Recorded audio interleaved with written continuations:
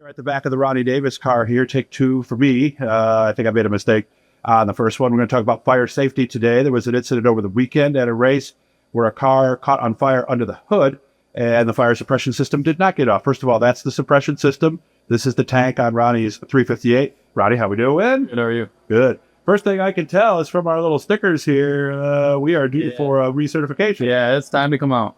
Is that a big deal? No, you can take him to Scott Jeffries, and he's a locally one for us. Mhm. You can send him to Safecraft. They can obviously redo it. A couple of manufacturers can do them as well. So I'm sure there's other speed shops I don't know of, especially with how they're mandatory in these cars. I'm sure there's a lot of places I can rank on the story. Okay. The sensor, by the way, is right there. That is the sensor. Yep. And let's see. So is that going to be about where it is, right above the fuel cell? Yeah, so this is the mount for it right here. So it'll actually go in here and lock down. Okay, so it's right above it. Okay. Yeah. So I was just, because it's coming out, I had it out, and I got to cut all this off. But Okay. yeah, that's the mount for it right here. What makes the sensor go off? So basically, it's just the flame itself will blow this glass in here, Mm-hmm. and then it'll release the fire extinguishing, whatever it is, foam or Mm-hmm. material. I've never seen one go off. So neither have I. Yeah. So Okay, I don't. And of course, back in the day, these used to have a check ball in them, and I remember you could flip them, and they would come, and the check ball would stick, and the fuel would get out. And next thing you know, you had a real problem. Yeah. Is it still like that inside the fuel cells today? Yeah. So in here, it's not really a ball. They got a flap in there now. Oh, there it is. You can see it moving. Yep. Okay. It'll push down when you're putting fuel in the car, but if it's upside down, it's gonna seal up against. Gotcha. Is this a better way, do you think, than the check ball system that we had, or you really didn't use that, did you? I think when I got into racing, it was going more towards the flaps. So Okay. I think check balls were maybe seizing up on guys and not working. So if a guy was upside down, because they stay more in the down position rather than being, up where it should be if you're upside down. So Okay. I think this is more of a foolproof plan. Okay, there's one more sensor, and this will explain to you guys as we go into the compartment here why that sensor did not go off when the engine caught on fire. So this is basically, it's right behind the steering wheel, underneath the dash is this second sensor. So this is made if the fire gets in the compartment with you. Yeah.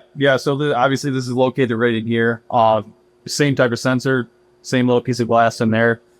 So if you got a fire going off in here, that glass will break, and whatever foam or whatever they're using in those bottles is going to come out and hopefully put the fire out for you. Okay. Or at least give you some time to get out of the car. But there is a way that it could get in from the engine, right? I mean, we got the little spot there where the throttle cable goes. Yeah. That could get in through there, couldn't it? Yeah, you are somewhat protected, with you got this panel here, and then you're going to have a cowl up here that kind of surrounds you. So really, it's probably going to come in through your rock screen More through the upper part, those sides. But as far as, coming right in at you from the front, you got a little bit of protection, Okay. and, nothing that's going to be right on top of you right off the bat. And you told me you have to be careful when you pressure wash this. Yeah, I try to be, I cover them up sometimes, just because I don't know how. I'd imagine they're going to be durable enough to hit with a pressure washer as long as you're not worried. Right. But I have, knocked them before and nothing's happened. So, Okay. they seem to be pretty durable riding around in the car during the season too. So Okay. Yeah, I've never heard of one accidentally going off with you. Yeah. So I think I have heard of a late model team hitting them and, setting them off with a pressure washer. Oh, they did. Okay. Yeah, that's really the only instance I've heard of.